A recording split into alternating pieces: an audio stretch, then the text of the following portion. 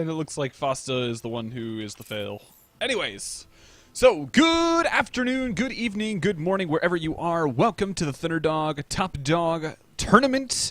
At the wonderful end of our Season 3, we have KLG going up against GJL MicroGamerZ. Spawning in the upper right-hand corner here on Habitation Station in the red trunks for representing Team Chaotic. Whoa, it's Chaos Latin Gamers. It is going to be Sektor. Oh, yes. And spawning in the upper left-hand corner for GJL MicroGamerZ. Sporting the blue trunks, we have Noblesse. Okay. So some TVT action here on Habitation Station. This map, I really like this map. I really, out of all the maps in the map pool, I think this is probably one of my favorites.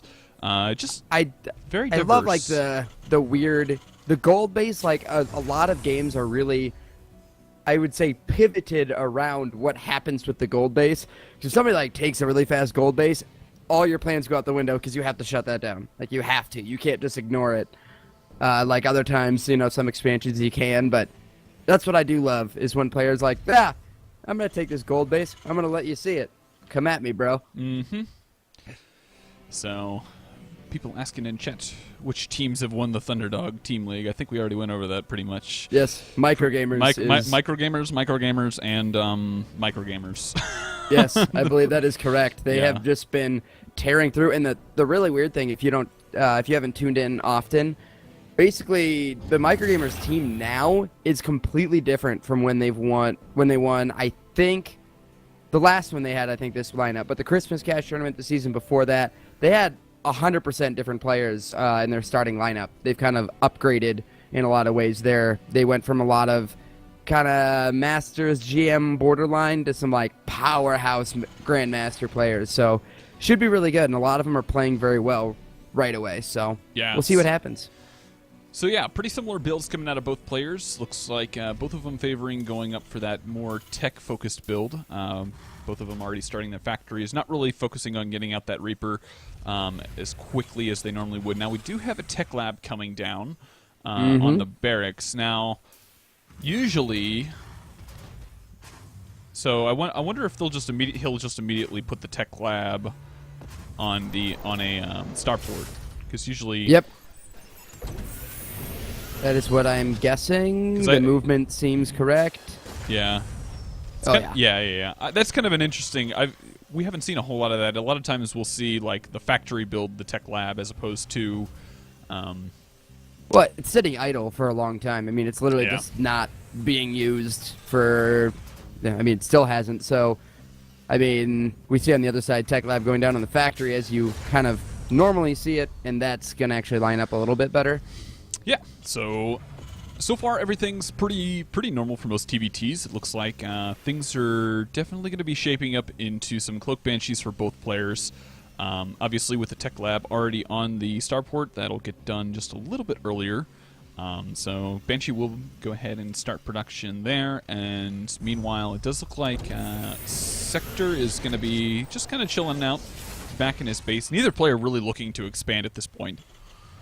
Yeah, Noblesse, the only key difference here is that he only has one gas going, whereas Sektor has two fully saturated. So you can see that the cloak still has not yet started for Noblesse, so he's really not that interested in getting something out very quickly. I think he's looking to expand faster than what Sektor will, because he's got that extra mineral income. Yeah.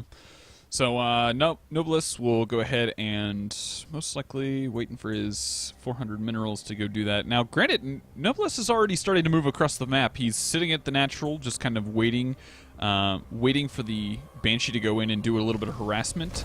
The two Banshees are going to go right by each other. I guess, sup, bro? Yeah. La-di-da-di-da. So, yeah, so they do scout each other, and I think with a small little attack force at the front, Noblesse's Banshees actually could potentially get in here and get a fair amount of damage done. We haven't seen any turrets go up, so... Ooh, and the Viking does pop out for Noblesse, so that will be good. Cloak just barely not done, will finish up.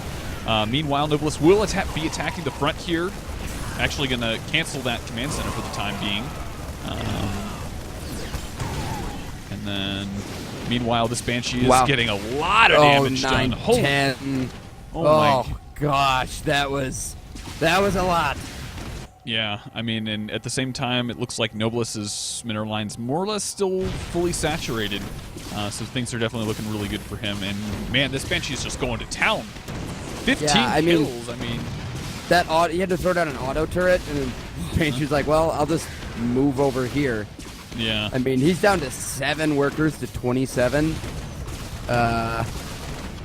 Still at 7. I mean, yikes. Yeah, Noblesse is definitely taking full advantage of his current position. I mean, it's like there's not really much Sektor can do to come back from this. I mean, he doesn't have hardly any mineral production. Yeah, his natural is finishing, or his second base is finishing up, but it's not down at its natural, and the amount of time that it's going to take for him to recover is going to just, you know, it's just going to take a while. I mean, this is like one of those times where, like, you basically just throw up a third base as quickly as possible, because you're not going to win an army, and you have to somehow rebuild your economy. And as ridiculous as that is, I mean, that's just one of those things you have to do. You're kind of just stuck doing it. So, yeah, really rough here. That hero Banshee. Yeah. Who knew when those two crossed by each other? One of them wasn't going to do anything. The other one was going to basically end the game. Yeah, at this point, 20 total SCVs have been killed for on Sektor's side. So it's like, what do you do?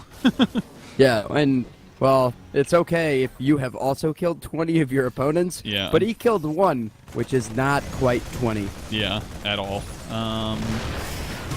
Wouldn't mind we'll go off on that single Marine, unfortunately. And actually, a drop coming in here trying to minimize tank damage. Oh, I love it. Getting a fair amount of damage done. The tank will just barely not get cleaned up. And actually, with these reinforcing units, it's going to be really hard for Sektor to really hold on to this. Yeah, he needs to get out from that Widow Mine. That Widow Mine could take out, like, all of them. All of these units. Oh, there he goes. Psych. Oh, and he lifted up right when that tank was about to fire. With some fancy little micro going down, lifting that tank up, keeping it alive. Yeah, and at this point, Sektor's just doing kind of in a rough spot. Really can't do a whole lot. Noblesse kind of has him fully contained, and at this point, I think we're looking pretty close to a GG as the supply deficit's almost 2.5 times. Yeah, and Sektor, I mean, his money's getting up. He's got 800 minerals. That's not what we want. Yeah, so drops going down on Sektor's tanks. GG is going to be called, and it looks like MicroGamerZ is going to be taking game number 1.